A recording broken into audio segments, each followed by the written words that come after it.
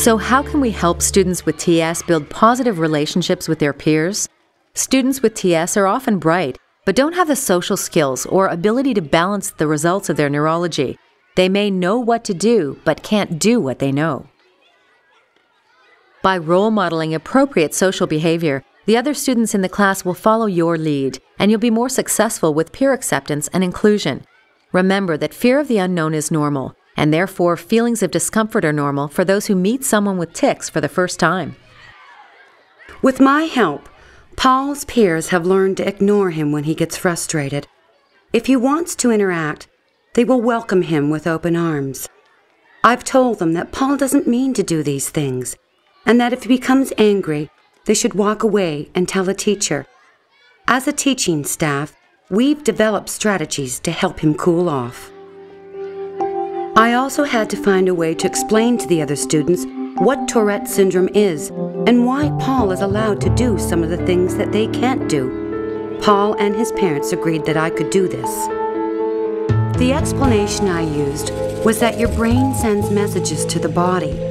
These messages move very fast. Some messages we can control, like tying our shoe or chewing gum, but others we cannot control, like the beating of your heart.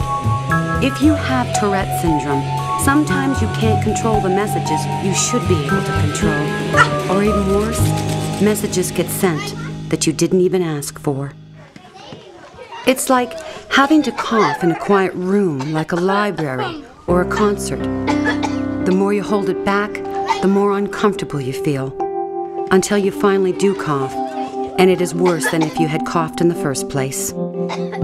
I had to really think about how to explain why Paul gets special permissions.